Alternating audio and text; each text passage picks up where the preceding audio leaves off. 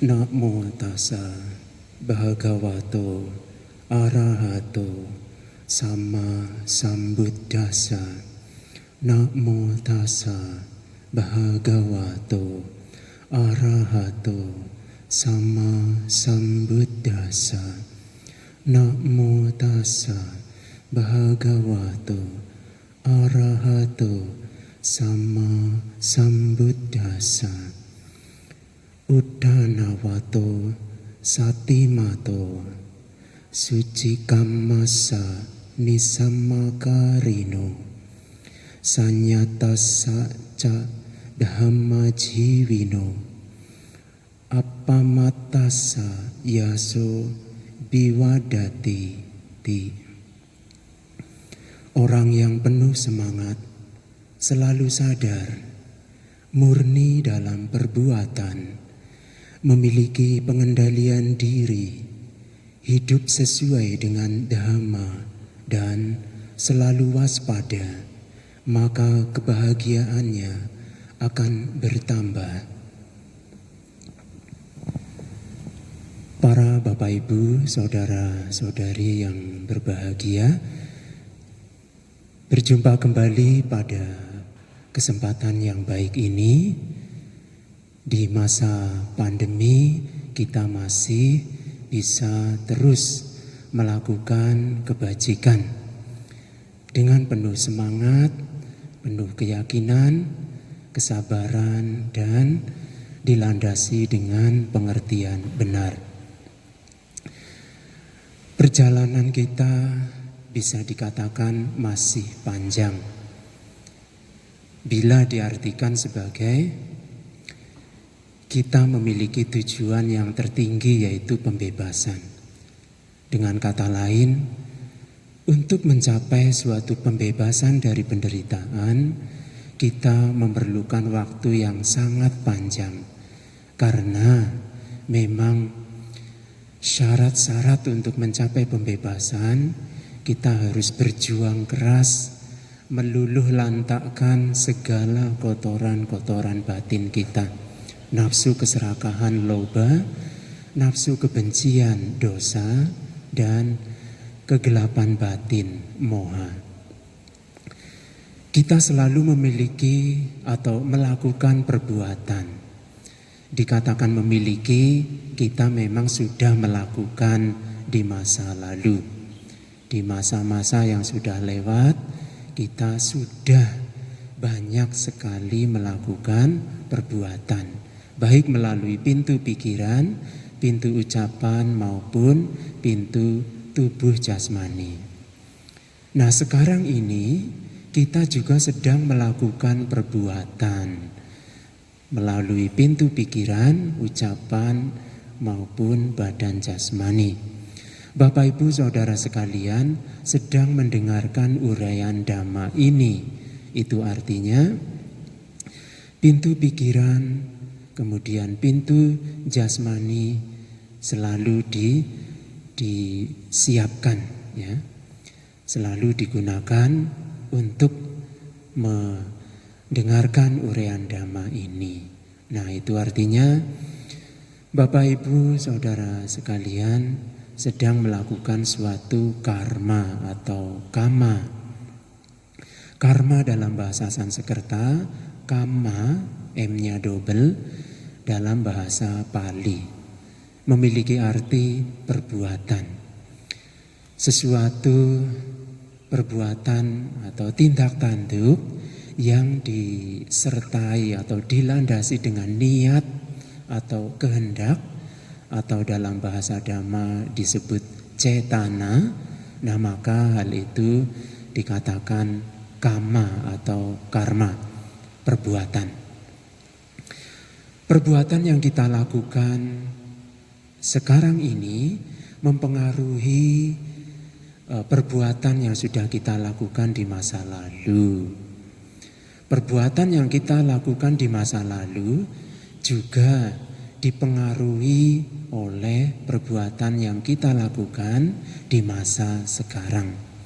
Nah, jadi antara masa lalu dan masa sekarang, perbuatan yang kita lakukan itu saling mempengaruhi, saling mendukung, saling menunjang untuk memunculkan akibat atau efek atau buah atau hasil.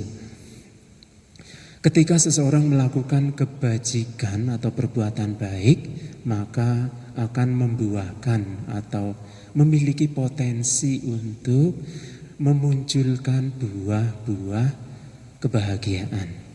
Dan sebaliknya, ketika seseorang siapapun melakukan kejahatan, keburukan, nah maka perbuatan buruk itu, perbuatan jahat itu akan menghasilkan atau membuahkan atau berakibat penderitaan.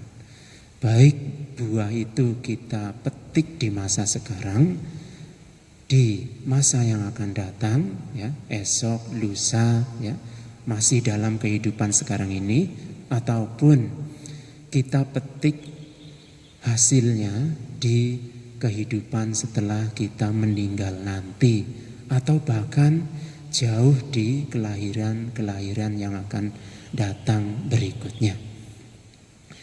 Nah, jadi perbuatan yang kita lakukan ini buahnya atau akibatnya bisa dalam waktu yang panjang. Bapak, Ibu, saudara-saudari sekalian, Guru Agung Buddha Gautama membabarkan tentang karma atau kamma. Salah satu tujuannya adalah supaya kita memiliki pandangan lurus, pandangan benar. Apabila seseorang tidak mengetahui, ya, baik secara teori maupun penembusan dhamma tentang hukum karma ini, maka seseorang masih menggenggam pandangan keliru, ya, karena memang pandangan keliru ini sebenarnya tidak bisa kita biarkan berlarut-larut. Semakin lama kita membiarkan pandangan keliru ini, maka tidak ada upaya, kita seperti tidak memiliki usaha untuk keluar dari pandangan keliru tersebut. Misalnya, seseorang berpandangan perbuatan buruk tidak mendatangkan penderitaan. Mungkin zaman modern sekarang ini masih ada, ya, orang berpandangan seperti itu. Bante, saya mencuri harta benda milik orang lain.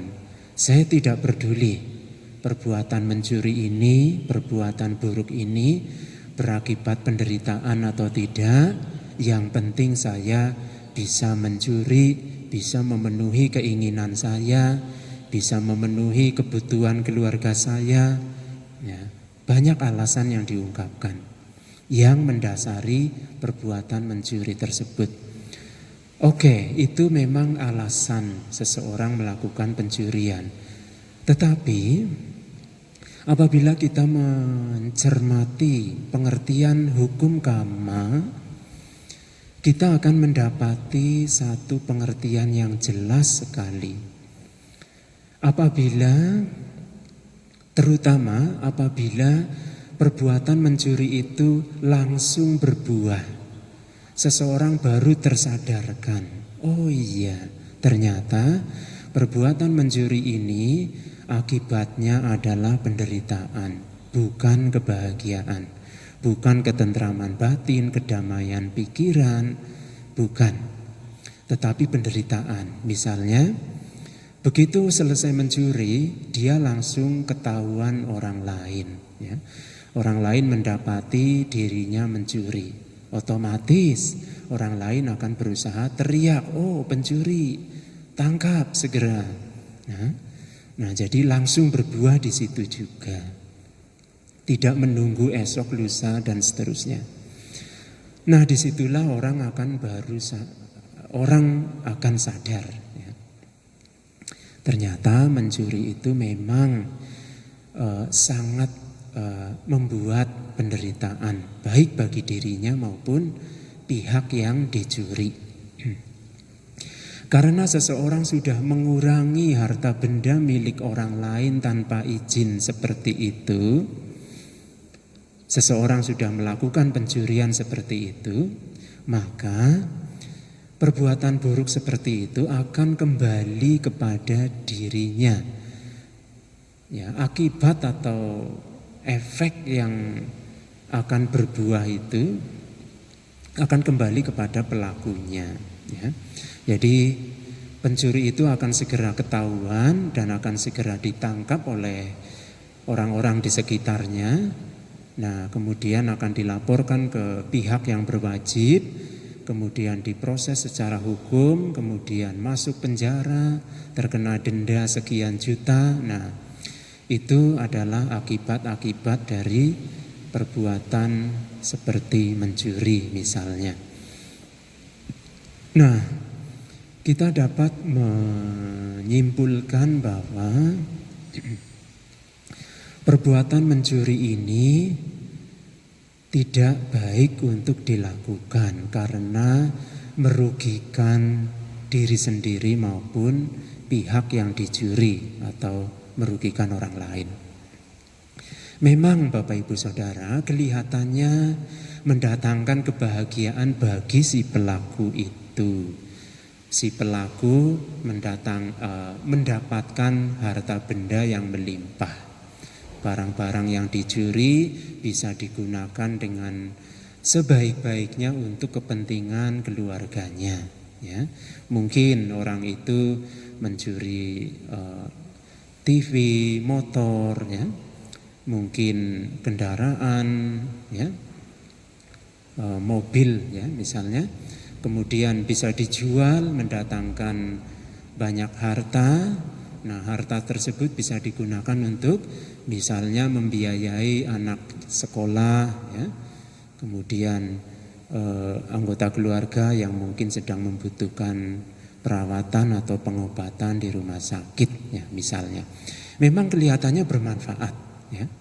Sangat bermanfaat, bisa menolong kesulitan anggota keluarga lain yang sangat membutuhkan waktu itu.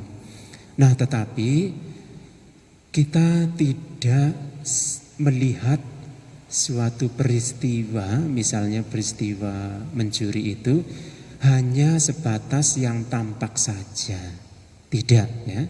Kita harus bisa melihat makna atau nilai atau akibat yang ada di balik peristiwa itu, ya. Dengan kalimat lain, kita bisa membaca atau memperoleh pengertian benar di balik peristiwa itu atau di balik kejadian, suatu kejadian. Nah, maka Sang Buddha berpesan, ya, waspadalah, ya. Hati-hatilah selalu walaupun perbuatan jahat itu kelihatannya kecil, sederhana, sepele, ya, kita tetap hati-hati, ya. Misalnya contoh lain, seseorang menyingkirkan atau membuang kulit pisang di tengah jalan. Nah, kelihatannya sederhana, ya, kecil, ya, rata-rata orang bisa melakukan itu, ya, tinggal mau atau tidak. Nah, tetapi kalau seseorang itu memang benar-benar berniat untuk menjaga keselamatan orang lain, ya, termasuk keselamatan dirinya sendiri, maka dia akan bertekad, ya, membuang kulit pisang itu, ya, dan melakukan itu dengan baik, ya, membuang kulit pisang ke tempat sampah misalnya. Karena didorong oleh pengertian benar. Pengertian benar yang bagaimana? Misalnya, pengertian benar seperti kalau kulit pisang ini tidak segera dibuang ke tempat sampah, seseorang bisa terpeleset jatuh. Karena seseorang terpeleset jatuh, maka sakit bisa dialami. Apakah itu lecet-lecet pada tangan, kaki, atau anggota tubuh lainnya, atau mungkin yang agak parah orang itu bisa kesleo, ya, kesleo kakinya misalnya. Nah, ini tentu sangat tidak diharapkan. Nah, itu artinya kita tidak ingin melihat orang lain menderita. Nah, jadi sebenarnya itu adalah praktek atau manifestasi dari cinta kasih metta. Jadi pengembangan cinta kasih metta bisa kita terapkan, bisa kita wujudkan dalam suatu tindakan nyata. Contohnya menyingkirkan atau membuang kulit pisang di tengah jalan. Nah, tentu saja Bapak Ibu Saudara, masih banyak contoh-contoh yang lain yang mencerminkan nilai-nilai pengembangan cinta kasih metta. Cinta kasih yang sifatnya universal, ya, yang kita kembangkan atau kita tujukan kepada semua makhluk. Kemudian Bapak Ibu Saudara, perbuatan yang kita lakukan setiap hari, dari bangun tidur sampai siang hari, sampai sore, sampai malam menjelang kita berangkat tidur, umumnya dilandasi dengan niat, ya. Jadi misalnya malam-malam kita ingin istirahat tidur, itu juga dilandasi niat, ya. Saya ingin istirahat supaya besok bisa bangun dengan kondisi yang segar, yang baik, ya, supaya kesehatan jasmani bisa terus terjaga. Nah, jadi dalam seseorang beristirahat malam atau siang, ya dilandasi dengan niat, ya. Nah, tentunya didasari pengertian-pengertian yang benar. Nah, bagaimana kalau dilandasi dengan pengertian yang tidak benar? Misalnya, Bante, saya tidur siang maupun malam ini ya sekedar untuk memuaskan kesenangan indrawi, karena memang saya hobi tidur, Bante, ya. Saya suka sekali tidur karena saya ya malas melakukan pekerjaan, tugas-tugas. Nah, jadi tidur yang dilakukan itu dilandasi dengan pengertian keliru, ya. Tetapi kalau dilandasi dengan pengertian benar, ya maka misalnya saya tidur ini untuk menjaga kesehatan jasmani. Karena jasmani sehat, maka banyak perbuatan-perbuatan baik yang bisa dilakukan. Sang Buddha juga berpesan, kesehatan adalah keuntungan yang sangat besar. Ya, sepanjang kita masih bernafas, ya kita mengharapkan selalu, ya, agar sehat, selain sehat juga berusia panjang. Tidak hanya sehat dan berusia panjang, sepanjang hidup kita juga sebenarnya ingin, ya, selalu menambah perbuatan-perbuatan baik, ya, menimbun jasa-jasa kebajikan untuk kebaikan diri dan kebaikan orang lain, untuk kesejahteraan diri sendiri dan kesejahteraan orang lain atau makhluk lain. Kemudian Bapak Ibu dan Saudara, ketika kita mencermati atau membaca pengertian-pengertian tentang hukum kama yang sudah Sang Buddha sampaikan, kita akan memperoleh beberapa pengertian hukum kama, ya. Karena bisa diklasifikasikan menjadi beberapa kelompok ya.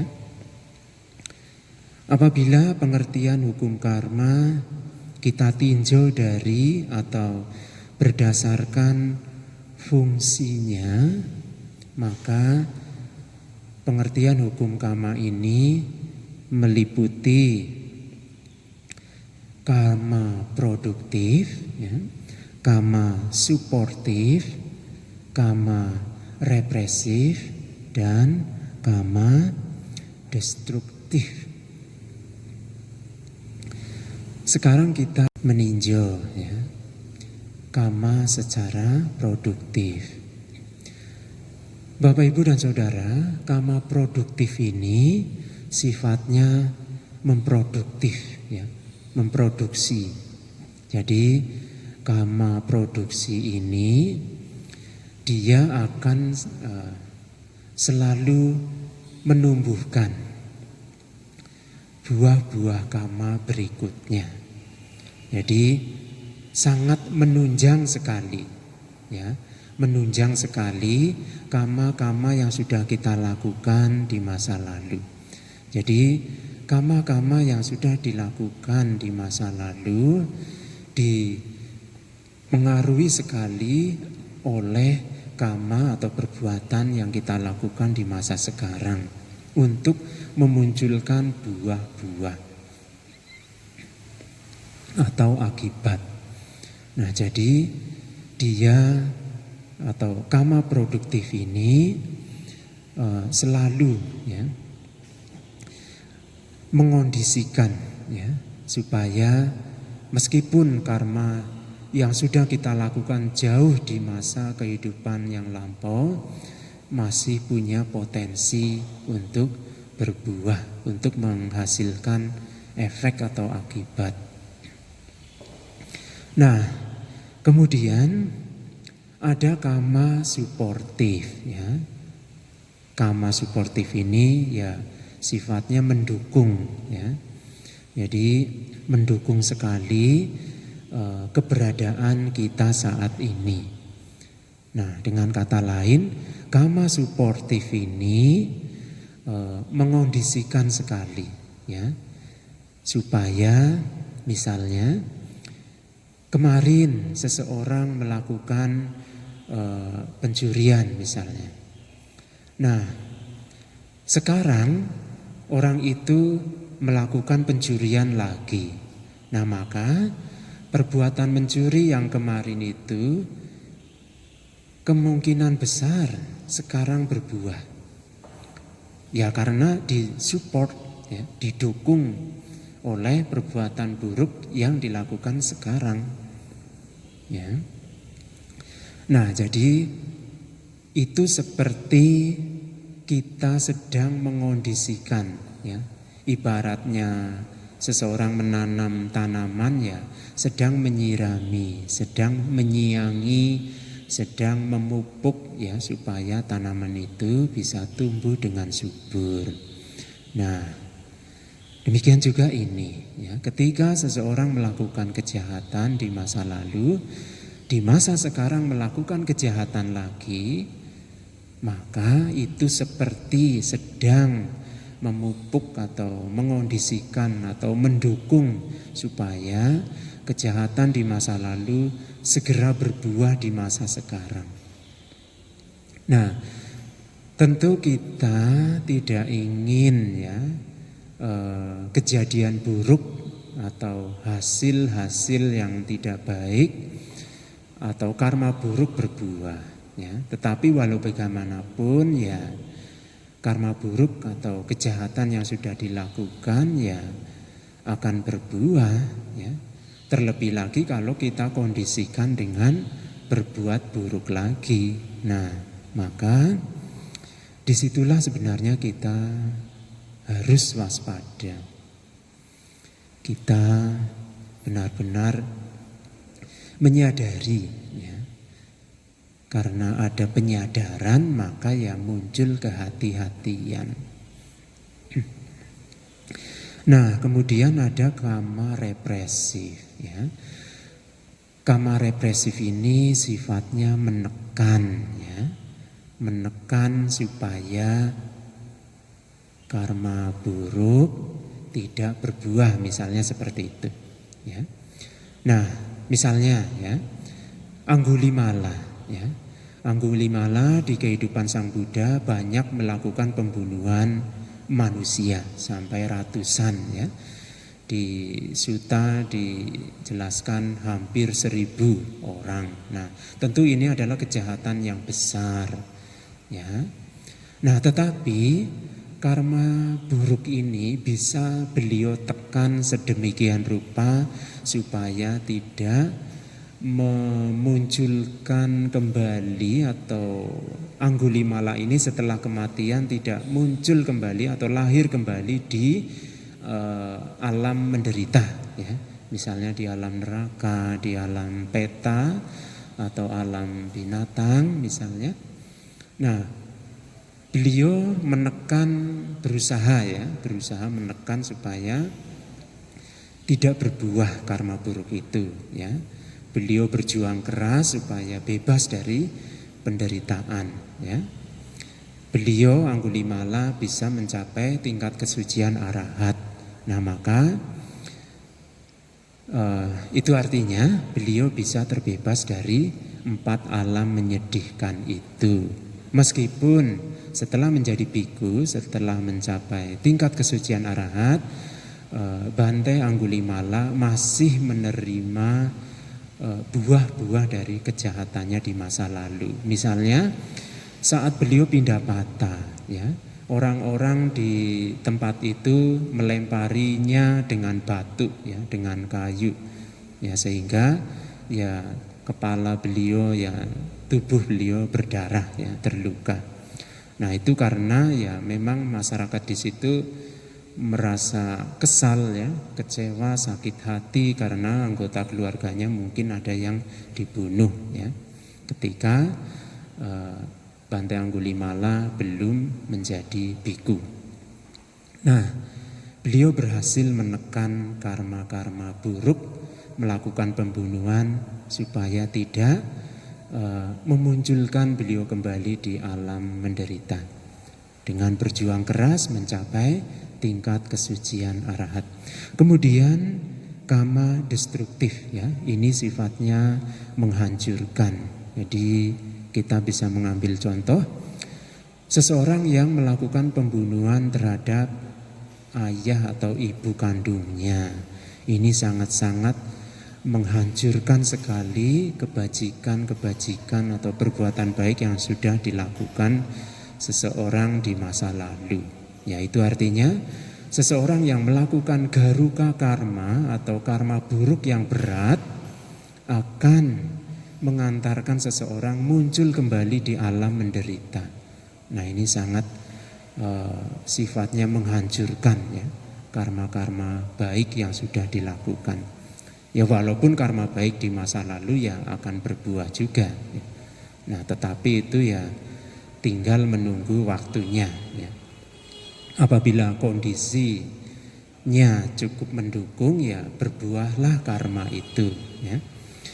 Nah, dari pengertian atau beberapa pengertian tentang hukum karma berdasarkan fungsinya ini, maka kita sudah selayaknya selalu berhati-hati, ya, supaya kebahagiaan kita tetap terus bertambah, ya, dengan cara, ya, terus semangat, ya, selalu sadar, ya, dalam perbuatan, ya. Itu artinya perbuatan kita murni, ya, didasari dengan sila kemoralan yang baik. Kemudian memiliki pengendalian diri, hidup sesuai dengan dhamma dan selalu waspada, sehingga kebahagiaan seseorang bisa terus dipertahankan dan terus ditingkatkan hingga semaksimal mungkin, dalam arti mencapai kebahagiaan tertinggi, yaitu nibbana atau nirwana, bebas dari segala nafsu keserakahan, loba, nafsu kebencian, dosa, dan moha, kegelapan batin, atau sinonim dengan awija, ketidaktahuan. Ya, baik Bapak Ibu Saudara, demikian apa yang disampaikan, semoga menjadi renungan kita bersama, semoga bermanfaat. Terima kasih atas segala perhatiannya. Sabe sata bawantu sukitata, semoga semua makhluk berbahagia. Terima kasih.